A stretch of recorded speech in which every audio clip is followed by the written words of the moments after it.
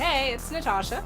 And Khalil. And we are the co-hosts of WokeNFree. Thank you for tuning in to our 82nd episode of WokeNFree. If you've been tuning in every week for WokeNFree Wednesday, you know that WokeNFree is all about being real and honest with each other and you. We talk about everything and anything important to us, you, the world, and nothing is off the table. This week, we're talking all about whether people read enough. But before we dive deep into the subject, we have a couple of questions to ask you. First, have you subscribed to WokeNFree on iTunes, TuneIn, Stitcher, Google Play, YouTube, SoundCloud, iHeartRadio, or your email? If not, please go to WokeNFree.com and subscribe away. Next, have you shared an episode with friends or family? If not, guys, we all need to be talking about stuff like we talk about on this show. So please share this episode out to your friends and family. We greatly appreciate your support. Next, have you hollered at us on Facebook, Instagram, Twitter, or even YouTube?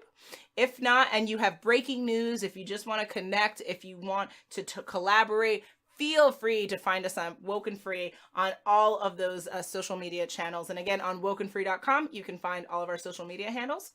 Then lastly, have you reviewed the show? If you want to give your feedback in a very meaningful, substantive way, you are totally able to do so by picking the platform of choice like iTunes, TuneIn, Stitcher, Google Play, YouTube, SoundCloud, iHeartRadio, or any of the other platforms on WokeNFree.com, and you can review away. Each week, we like to share a little bit about us before we dive into the topic for the episode. Last week, we shared, would you rather meet your favorite athlete or actor?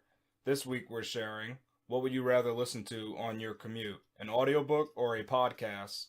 So as a podcaster, I feel like it would be nonsensical for me to not say podcast. But I will give the preface or the context that I'm not really actually the biggest fan of audiobooks. Oh, come on now. As of right now, the reason being is because they're so relaxing. They just make me feel like it's time for hot chocolate and a nap, and you're actually supposed to be awake and listening to your audiobook. So personally, I find that podcasts tend to be more engaging, more entertaining, and more just delightful than an audiobook experience. But that's my thought. How about you? I would say mine used to definitely be audiobooks because I didn't even listen to podcasts. But once we started our podcast, I started listening to some other podcasts and said, they're pretty good. They have a different range of topics. And the thing with the audiobook is it's like, for my commute at least, it's not long enough where you can get through an audiobook. So I have to listen to the kind of like same voice over and over and over. And it's, it's the same topic. But the podcast, you have different episodes, different topics, and you can get through them a lot faster. So that's the one thing. The audiobook is like a long, kind of drawn out thing. So it's sometimes it's hard on a commute for me just to listen to the audiobook. Now, what's interesting is as you were talking, I was like, well, what if you combine audiobook and podcast? Maybe I just came up with something there. How is it a combination? It's just a podcast. Because there's podcasts that tell stories too. Well, do they have audiobooks that are shorter? Like it kind of like what you're saying, like different voices and maybe different stories all in one compilation? Well, I mean... Or is it just a voice of an entire novel? Like, the 300 pages? Do they have audiobooks of smaller? They might. I don't know. I don't really mess with the audiobook world, so... I mean, a lot of things do have audiobooks. So if there's a short book, they might have the audio version. What I've noticed is most audiobooks have one narrator, though. I've never heard one that has multiple people. It might exist, but I've never heard it. So, WokeNFree Nation, help us out. If you know of an audiobook that has multiple voices, or at least more than one voice, let us know because we'd be curious to check it out just to learn. All right? All right. Well, let's jump into the topic, I guess. Woohoo!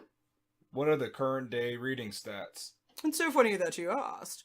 So, according to Pew Research, there's actually some interesting stats. So, and again, guys, all of our stats you can find at WokeNFree.com for the episode. About a quarter of American adults, around 24%, actually say they haven't read a book in whole or in part in the past year, whether in print or electronic or audio form. And I think this is pulling stats. That stat might be from 2018. There are also some stats that they mention that kind of correlate with the reading activity. So several demographic traits correlate with non-book reading. So Pew Research Center surveys have found, for instance, adults with a high school degree or less are 5 times as likely as college graduates, 37% versus 7%, to report not reading books in any format in the past year. Adults with lower levels of educational attainment are also among the least likely to own smartphones, even as ebook reading on these devices has increased substantially since 2011. College-educated adults are more likely to own these devices and then use them to read ebooks. Then they go on to share adults with annual household incomes of $30,000 or less are about 3 times as likely as the most affluent adults to be non-book readers, so 36% versus 13%. Hispanic adults are about twice as likely as whites, 38% versus 20%, to report not having read a book in the past 12 months. And then there are differences between Hispanics born inside and outside the U.S. Roughly 51% of foreign-born Hispanics report not having read a book, compared with 22% of Hispanics born in the U.S.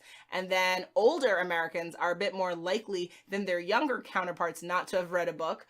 No surprise there. Yeah. Some 28% of adults ages 50 and older have not read a book in the past year, compared to 20% of adults under 50.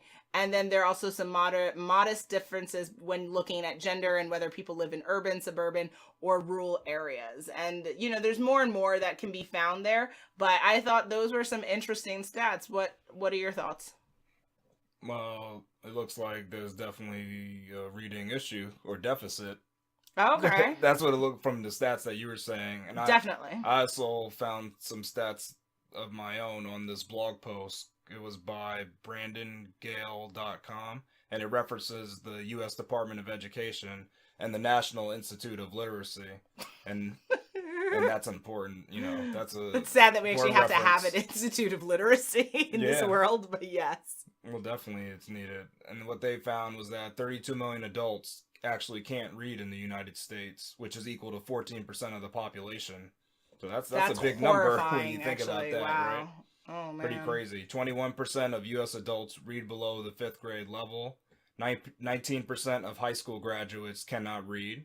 Yep, I think I've heard that Definitely know that one, yep. And then 85% of juveniles who interact with the juvenile court system are considered functionally illiterate. Wow. 85%? Yeah. So if you're caught up in that system, you most likely can't read. 70% of inmates in America's prisons cannot read above the 4th grade level. Oh my gosh. And then also it mentions that worldwide, 774 million individuals cannot read. 66% of this group of illiterates are female. That's deplorable. And what this is speaking to is that because the majority of kids in the juvenile system in prisons are people of color. Yeah. So that means the majority of us are struggling with this issue, because we would, statistically, more of us would fit into those numbers. So that's problematic. Wow. And then with women, that's really crazy. But, you know, it's actually not that crazy, because there's so many places that are anti-women learning. So that actually doesn't surprise me, but it hurts my feelings. Yeah. Yeah. Well, I guess that then becomes easy to answer the question of the episode. Are people reading enough? I don't think so. To me, it's not in this technological age, because I mean, now reading was kind of like, what else did you do? You had little games that you played, but you didn't have like something that can entertain you for hours and hours mindlessly. Any form of like entertainment would like wear you out. It was physical, but now you can lay back and just, you know, just keep watching TV or just trolling social media, stuff like that. How are they even reading? I mean, if you can't read, you don't need to read now, though. It's videos. Oh, that's true. You just listen. You can listen and watch. So crazy, though. And then you can tap to win or whatever. Oh. That's the thing, and it's all about the icons now. I even heard that, like, let's say if you work in McDonald's or a fast food chain, so if you work there and people are telling you orders, most of the orders are they're picture based, so you don't have to actually know how to read to actually get somebody's order right. Isn't that crazy? You don't have to know, like, oh, burger. You just press the burger sign. It's an actual picture of that, because they have these screens. It actually shows you pictures. So anybody can do it. These are some of the issues we need to deal with in this country. I mean, for the amount of opulence and wealth in this country, that is deplorable. We should all be able to be able to read. I mean, is that too much to ask? I would hope at least at a high school and level. yes, at a high school level, not 4th or 5th grade. No, that's because I mean, that's not what happened in the 20 years since? I mean, that's bad. What are we doing? They can't pick up a newspaper then. I was reading like college level when I was in junior high, so yeah, that's what you should strive for. But the bare minimum is high school. Like, how'd you graduate and you don't know how to read? Even? See, we have to deal with this in our educational system. Teachers, well, that's the problem. There's too many kids in the class. There's a lot of issues that are happening there. But I agree with you. To answer the question, are people reading enough? Hell's no. And and apparently not reading at all, actually. Well, yeah, given the stats of illiteracy that you just shared. So yeah, that's really, really depressing and concerning. Yeah. Well, what do you think are the main reasons why people don't read then? To mention, I think one would be, okay, our cat has something to say, but, this isn't your time. Wait for your segment. Okay, moving on. Thanks, Toby. According to thoughtco.com, there are a couple of things that people say. So not enough time, right? So, I have to carpool, I have to feed the kids, excuses. Not enough money. Oh, I guess they've never heard of a library or like online available free books. But okay, or bargain bookstores. There still are some. Books interesting. Books are one of the cheapest. There are. I mean, some books I love are like $20, and I think that could be expensive for someone who is on a limited budget. But but it's not at the library. Not every book, right? So wow, like Dan Norris, love him, right? We love him. Create or Hate by Dan Norris. None of his books are available on library. You have to buy them via Kindle. Oh, all right. But to say, his books are $7.99, $5.99. Like they're not like you could save your point. Don't have coffee, and then you can get his book. That's like one of how many millions of books. So that's true. In Yeah, the world? But there's some authors who don't go circulate into the library system. Okay. Yeah, so. Yeah. Fair enough.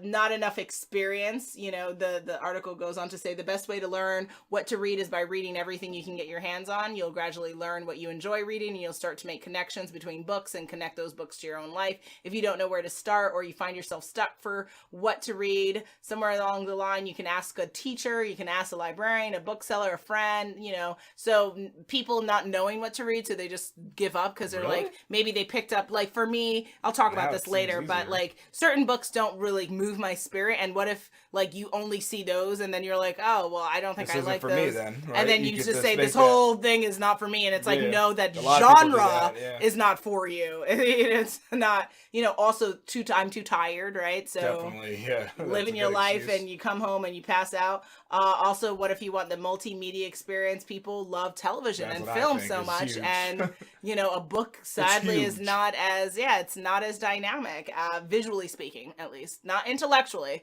but visually speaking, you're not going to get the same experience. And physically speaking, because a movie can vibrate your whole body. You could have your heart beating out of sync. It could really get to you. Wow. The sounds and all that. The lights can have you going crazy. The article goes on to say it's too hard, right? What if you pick up a book and there's, it's kind of the Jane Eyre and, Great Gatsby, and you're like, I don't understand this, and you just give up. But those challenges are ones that we need to head on, and embrace, not cower from. Hard reading creates better writers, creates better thinkers. It's a challenge you need. And then the last one, it's not a habit, right? So like anything else in life, you have to do it for 30 days to create a new habit for yourself. If you are not reading every day for 30 days, then it will be very difficult for you to have an ongoing habit of reading. And reading on Facebook doesn't count, guys. Read a bloody book or listen to a bloody book, but Facebook and Instagram reading is not the type of reading we're talking about. We're talking about actual books. I think you've hit most of the points of why people don't read. There's only one more that I just thought about. Yeah. And it's from one of the stats that I mentioned earlier. Yeah. You were mentioning how like females aren't allowed education, but even sometimes governments like prohibit what you can read. Then they'll ban certain books. So sometimes people might have really wanted to read them, they can't, and they're like, oh, forget it, I can't even read one of these popular books in America. Intervention. So government interference can be another reason. And also, why I guess cultural stigma for the women. When you're and people standing in your way, blocking your ability to educate yourself, because they'll, there are parts of the world where they'll throw acid at you for trying to educated. Yeah, right? which is, I mean, I have no words. Yeah, I have no that's words just- as a woman and a person of That's color. ignorant. I I have mean, no that words makes for sense. that. Now, what do you personally love to read? Ooh, well, the nerd in me is very excited to answer this question. I love several books in several genres. The coach and educator and leader and content creator in me loves the hell out of self-development books. I love coaching books. I refer to Gary Vaynerchuk, Tony Robbins, often because these are people that I really admire as business leaders, as content creators. I also, love fantasy and sci-fi. My favorite book is The Hobbit, and I love Bilbo Baggins. I just did an interview and I was asked that question, so I was like, Bilbo! Me and Bilbo have a nice relationship there. I'm also a big fan of romance books. I love The Notebook like the best of them. And I love just books that are about love. I think they're just truly yummy. And then for me, I would say memoirs only if they're interesting and maybe written in unique ways. Like I really loved Why Not Me by Mindy Kaling because it was less of a memoir and it's more kind of a collection of essays. But it was about her story and her life. And she actually has an interesting life to talk about. Toby, your life is not being discussed right now. Our cat is very proactive, but it is not his segment. He needs to wait for his next episode. And so I would say memoirs only if they're interesting and well written and different. Generally, the most memoirs I read are not. I won't mention one that I read recently that is beloved. Oh, but really? Mm-hmm. Oh, okay. And you? Well, me, it's pretty simple. I'm really into fiction books, mostly sci-fi, and then financial books. And what I should mention is, I think you like them too, but graphic novels, I think you're okay with that too. Love graphic novels. Those are fun. Yes. I would consider that counts. fiction, I guess, right? Yeah. Most of them are. I mean, but Yeah. there's some that aren't. Well, I don't know. Have we read one that I haven't read ones that aren't, but Yeah. I think there's some that may not be. They could be nonfiction. Oh, and that's a great point that you make. So, guys, I was really concerned that I haven't read enough classics, and some truists might be mad at me about this moment, but what I have found that I really enjoy is reading classic books in the graphic novel version. So like Jane Eyre, the book, I found really difficult to get through because I just found it super boring. But Jane Eyre, the graphic novel, was amazing. So yes, I am a woman in her 30s who needs pictures sometimes to get through content. But I really graphic like novels. They can bring the story to life. It really was phenomenal, and they get to display the action. So you almost get that movie kind of feel. Yes, it was from great. From a comic while reading. Also, Sense and Sensibility is a graphic novel, phenomenal. Like loved it. But... And that's good to mention that just in general. Technically, comics count as reading too. Oh God, yes. Like, if you never want to pick up a full book and you want to read a graphic novel, yes, just bloody well read, guys. We just gotta read. It does count, and it doesn't have to be just superhero stuff. Like, No. I mean, I'm reading the book it's a graphic novel that's based off of the original novel that made the Blade Runner movie that a lot of people know and love. The classic sci-fi film. It's called Do Androids Dream of Electric Sheep? That's what the actual novel's called. Yeah, it's a weird name, but it's the exact same story as the movie. And it's cool seeing it as a graphic novel though, because it's different than the movie. And then you get into the minds of people too, because that's what I find in movies is they often don't display what the character's thinking, but a graphic novel will do that. Can get into it. And you don't lose that, because in the movie they mostly just get rid of that. Like whatever the person was thinking, it's not really a big thing. And you know what was really good? Coraline, the graphic novel, was phenomenal. Also, Walking Dead series, guys. Man, that's crazy, what? Walking Dead, that's Walking a crazy Dead series. And then for us, I'm so honored that you gave us the 30 Days of Night series, phenomenal. Love that collection. So yeah, graphic novels are definitely one of our faves. We love that for sure. So since we've talked about all the books that we love and we've showed our book nerd side, why is reading so important? Well, let me just reference this lifehack.org article. Okay. And it states some benefits that people who read actually have. And let's start with the first one. They have increased focus, which makes sense. I mean, you got to focus while reading, right? You got to... True. Or else you don't know what's going on. You'll just be like, Let me throw this out because I don't know what's even happening here because I can't focus. Focus. So focus. Of course, your focus goes up. They set goals. That's an interesting one. They spend time wisely. Yeah, they're reading. Of course, they're spending their time wisely. Oh, snap. That's an obvious one. Get good. your life. Good. You did good with that. They have perspective. I think that's definitely true because you can learn. From you can learning. learn a lot. Yeah, you learn a lot in the books. Mm-hmm. They are reflective. I agree with that too. Whenever I read, I gotta. But at Think least for me, yeah. After a chapter, sometimes I'll just think about it. I won't even just go on. Sometimes I do actually do that. Sometimes I'll absorb it. Yeah. And I'm like, wow, what did I just read? That'll actually happen. They have incredible writing and speaking skills. Oh, thank you very much. Nice. You can attest to that, definitely. Absolutely, darling. They have increased memory. Absolutely. They become elephants, I guess. Yay! My freaking dream in that's life. That's an interesting one. That's amazing. Wow, that's your dream. Okay, there. Okay, buddy. I thought you wanted to be Megalodon. No, I don't want to be the Meg. I do want to be an elephant so I can smash cars. Alright, smart. That's great. Well, my next life, guys. Alright, well, if you read, you can stay fresh, whatever that fresh means. And clean. That's like what they the rap song. That's what I thought. Oh, I didn't know what they were meaning. Hello, come on, man. They said what they fresh. mean by that is current. They so mean fresh and so clean. I love that song. That's what they were saying. That song is amazing. But now I'm thinking about that song. Khalil. Focus, guys. You think they can dress very dapper? Hey, get it. You're Dapper gonna get your Dan. life. You are listening to WokeNFree. WokeNFree. A podcast that is real and honest.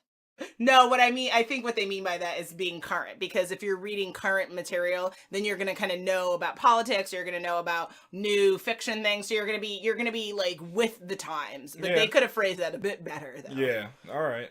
And they said they are educated and informed. Absolutely. Which you kind of were describing. Mm-hmm. And the last thing they stated is they use reading to actually relax. And that's definitely a nice way to put yourself to bed. Every time I want to take a nap, guys, I totally begin reading, and it's a wonderful lead into. It's a nice foreplay. You become a goner. Yeah, but you've seen me read with hold the book in my hand and completely dead. I used to do that when I was younger. Now I'm a little bit better. Like I'll at least close the book. And I'm just like when I know I can't go on. Stiff statute. It's pretty embarrassing, actually.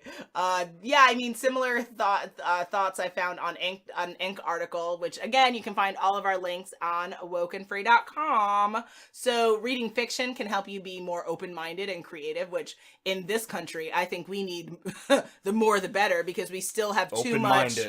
We have too many closed-minded behaviors and beliefs that are causing havoc in this nation and in the world. The article claims that people who read books live longer, so I'm looking to live 128, the amount that I read. So that's going to be phenomenal. This I really liked. Reading 50 books a year is something you can actually accomplish. Last year alone, I read 62 books. My goal this year is to read 100. I'm falling behind a little bit. There's some life transitions that we'll be announcing that are, messing with my goal, but that's okay. We're getting there. And then I like the next one. This was just very outward. Successful people are readers. I love it. They said it's because high achievers are keen on self-improvement. Hundreds of successful executives have shared with the author of the article at Inc. that the books that have helped them get where they are today that's kind of where they're at. They wouldn't be who they are without the reading. And if you need ideas on where to start, they recommend The Hard Thing About Hard Things by Ben Horowitz, which I think I've heard of that book. Show Dog by Phil Knight, I've heard of that. Good to Greet by Jim Collins, yep, heard that. And then this one, yes, Losing My Virginity by Richard Branson, the creator of the Virgin Companies, right? Yeah. So very, very good. And I also personally could attest that, so much of who I am has come from reading and networking and my dedication to learning. My life motto, guys, is to learn something new and to meet someone new every single day. And thanks to the internet and LinkedIn and Facebook, I'm able to do that. And reading is a joy. You've given me a Kindle. I have a couple Kindles. And there's nothing more gratifying and fulfilling than reading a book. So I've shared my nerd colors for the day. Wow, you definitely love them books there. Indeed. I want to say fresh and clean. Staying fresh, we get it. Fresh and clean. What would motivate people to read more? Money. No, I'm kidding.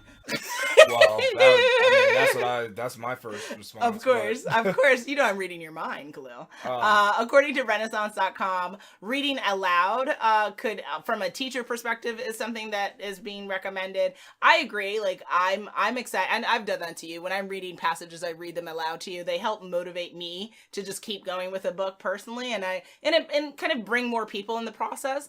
Also, increase text variety, which is important. That's why I've incorporated graphic novel reading into my reading regimen. I read self-help books, I read finance books, I read romance books, I read graphic novels.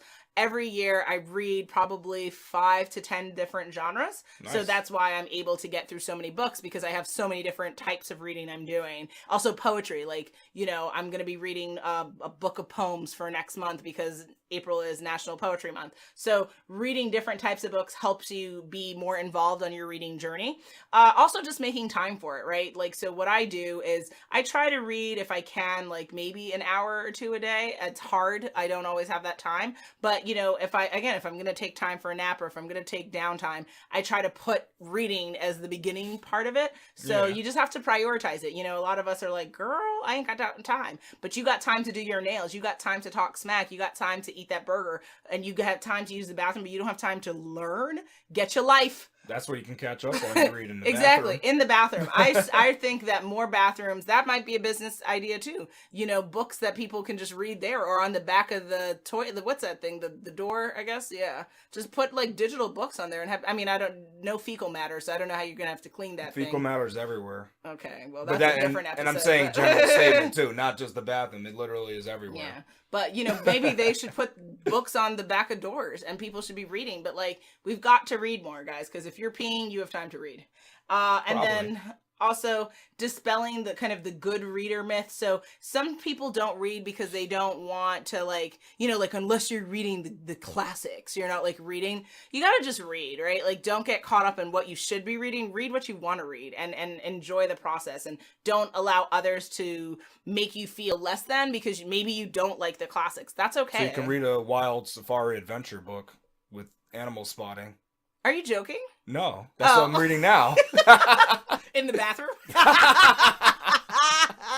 I'm spotting different animals. Come on. I'm going animal spotting while I'm on the toilet. Jesus. I mean the royal throne. I love you, Khalil. No, but isn't that amazing? You could be on the royal throne and exploring the wildest places. I really want to say something to you, and you know what I want to say. No, you need to continue on. Also, overcoming reading challenges. So if there are things that have kept you away from reading, whether it was hard to read, maybe you haven't found the right genre, if you keep pushing past and you set reading goals for yourself, that can be a way for you to do it. And, you know, there's other recommendations, but those were some things that I thought were most interesting. What are your thoughts?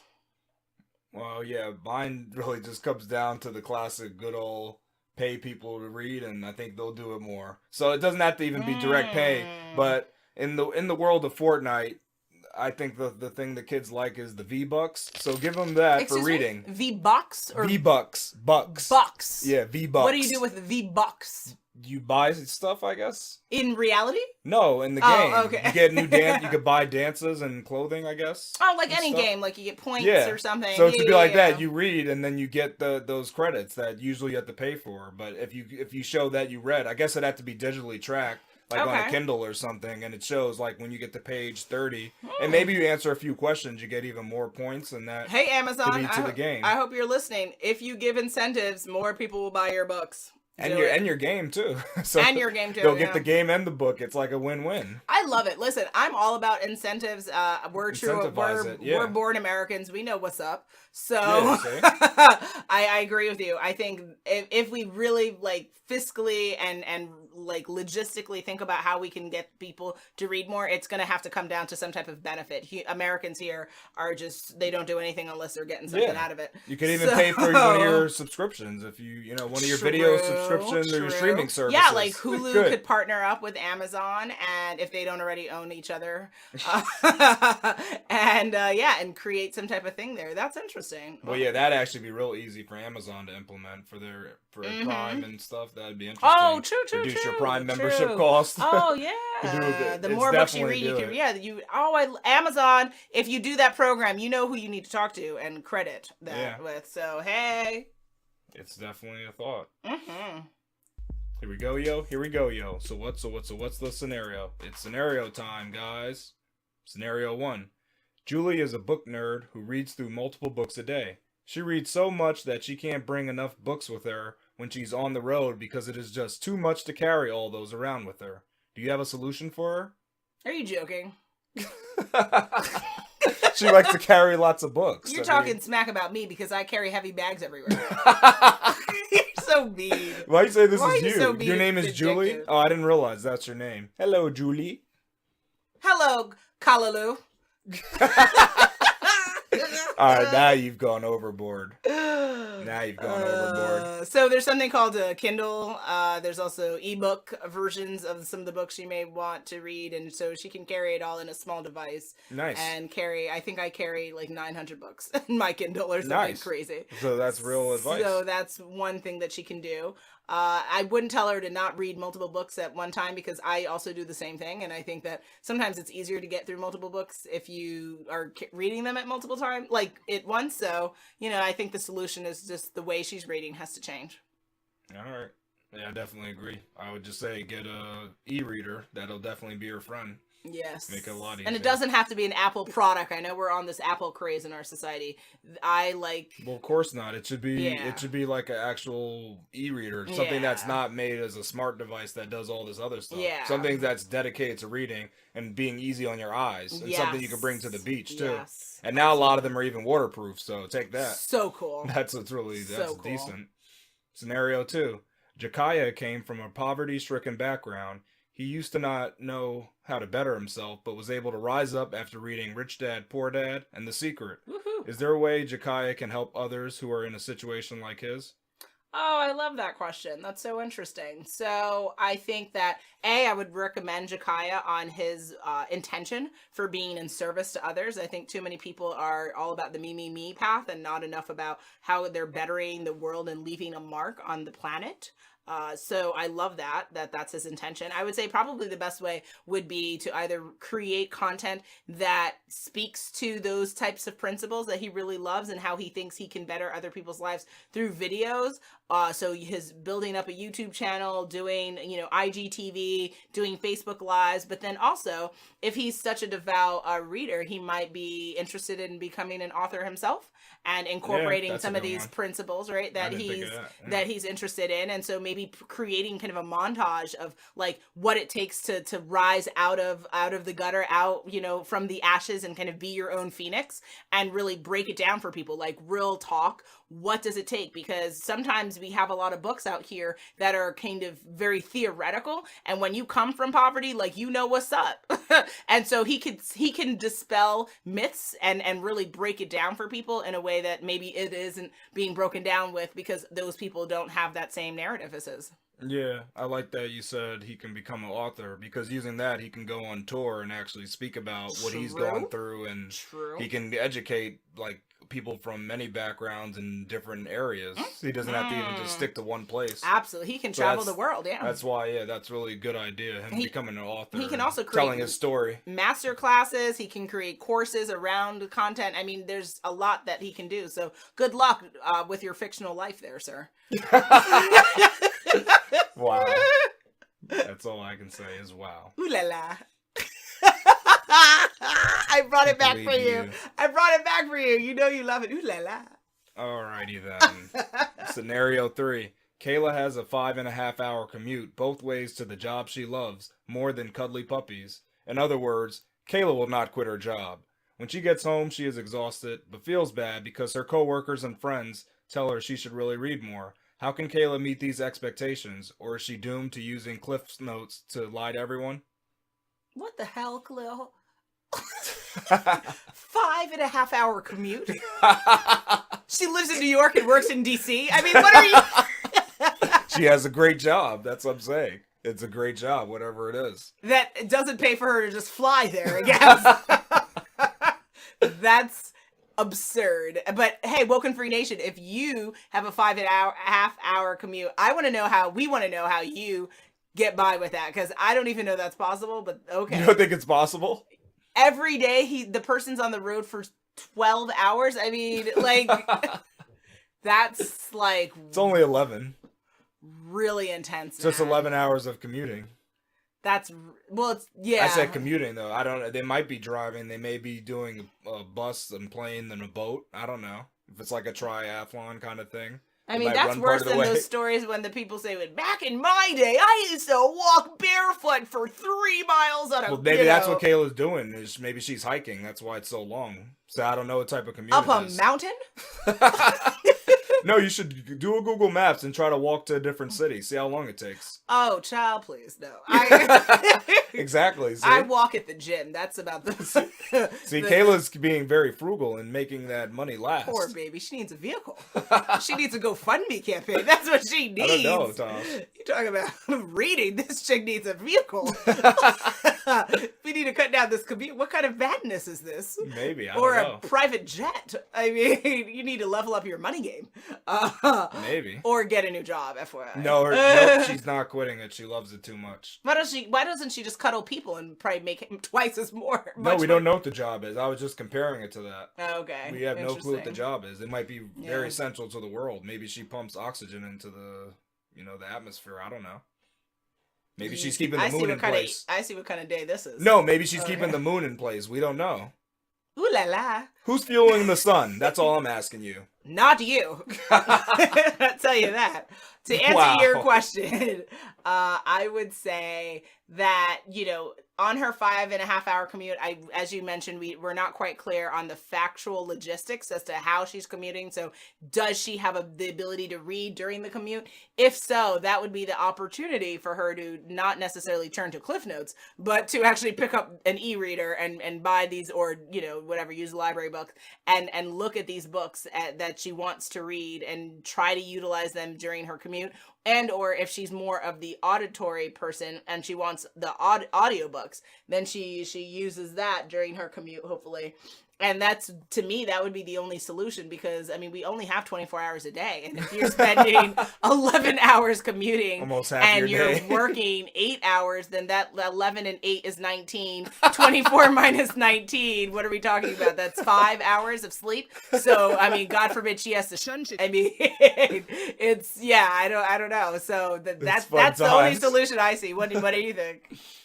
Yeah, I think it's definitely, her commute's going to have to be where she gets her reading done, either audiobooks or straight up reading if she's on a plane or something. Yeah. Maybe she's on a plane to a different country every day. We don't know. She better be on television and on The View. That's the only way that makes any sense. She gets her 5 hours of sleep. Yeah, nice. Because there is, I think, Anna Navarro, who's like a guest host on The View, and she lives in Florida and is on The View in New York. You tell me how that makes any sense. Oh, but, yeah. But I don't think she does it every day. I think she actually has a job in Florida too.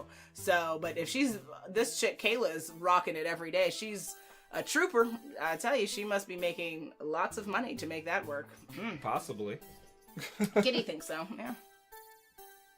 We are at that time again. It is the coming of the end of our 82nd episode of WokeNFree. Good Lord. Pretty good.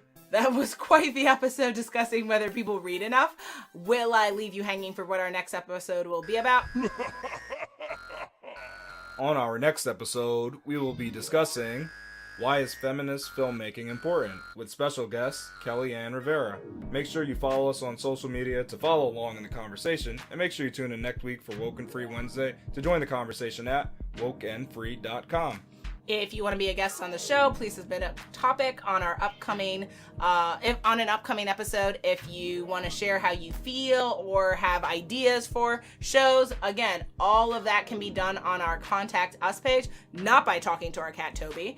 And you can find our Contact Us page at WokeNFree.com. That is WokeNFree.com. We're also very active on social media along with our pets.